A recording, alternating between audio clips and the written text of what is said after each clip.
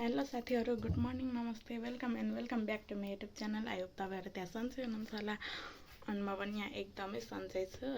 आज चाहिँ मेरो फर्स्ट डे गाउँको। सो मैले चाहिँ चियादेखि स्टार्ट गरेको छु, यहाँ देख्न सक्नुहुन्छ। ओके गाइड्स, हेर्दै गर्नु होला। भर्खर उठेको भन्दा पनि उठेर भाँडाकुँडाहरू गरिवरी आँगन सागनहरू बढारेर चिया खान लागेको।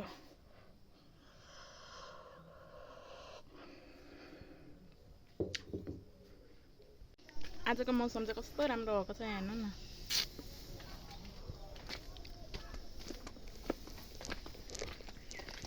चिया खानु है बोजू। काम सुन्नु न, बोजूले गाई बस्तुलाई घाँस दिँदै हुनुहुन्छ। बस पनि जान आँट्यो अब। यहाँ चाहिँ भात पकाउनु पर्ने, उता पकाउनु हुन्न।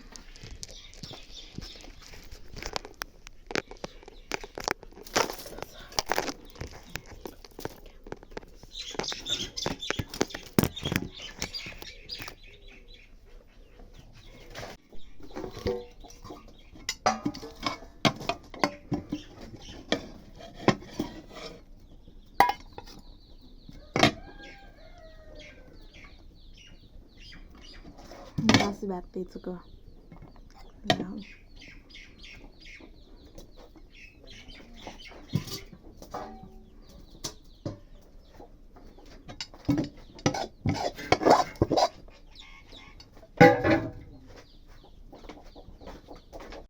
जमारा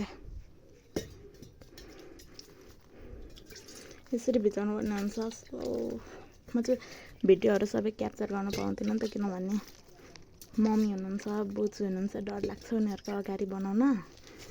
सो अलिअलि बनाउँदैछु। सुरुमा चाहिँ कस्तो अप्ठ्यारो, एक्लै बोल्न अप्ठ्यारो लाग्ने रहेछ, पछि बिस्तारै बानी हुन्छ होला बनाउँदै गएपछि। म सुँगुलाई चारो दिन्छु, आज मर्छ त्यो।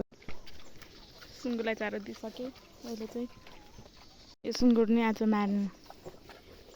कति केजी छ होला गेस गर्नु है गाइड। उता चाहिँ सानो भर्खरको रहेछ। गाई बस्तुहरूलाई बोजूले घाँस दिइसक्नु भयो। मौसम चाहिँ हेर्नु न कस्तो दामी भएको छ, ऊ पर पारीतिर।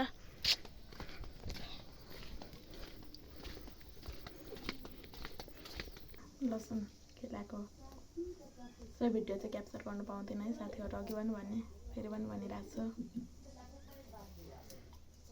तुम्माहरू आउनुभएको थियो। फोनमा स्पेस फुल भइसक्यो साथीहरू। ब्लग त बनाउने भनियो। दसैँ लाग्यो, दसैँ कस्तो लागिरहेछ तपाईँहरूलाई? रुख टमाटर है साथीहरू, फलेको हाम्रोमै फलेको रहेछ। मिठो हुन्छ अचार पिसेर खाँदा।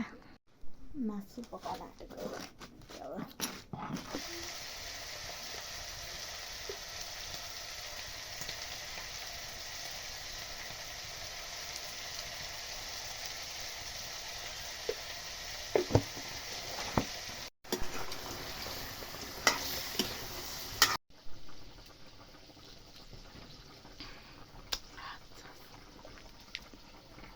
राईको छोरी लिम्बूको भान्जी भएर त यतिको दिनै पर्यो। दसैँ हो त्यो पनि।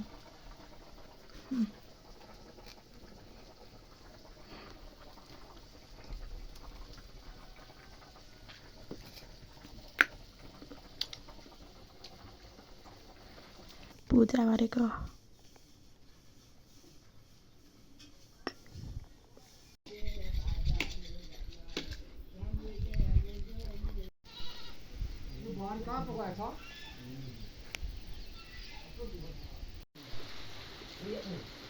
अघि घाम लाग्दै थियो, अहिले पानी पर्दैछ। के खालको पानी परेको नि दसैँको बेला।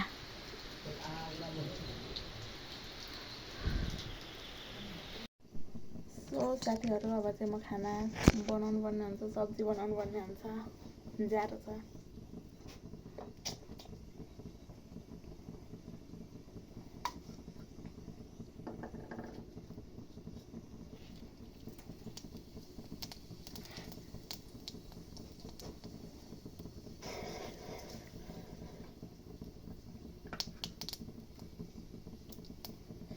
बासैको बाटा।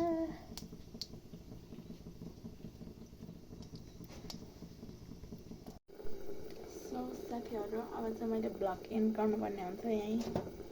By by. मन पऱ्यो भने लाइक कमेन्ट सब्सक्राइब हानिदिनु होला।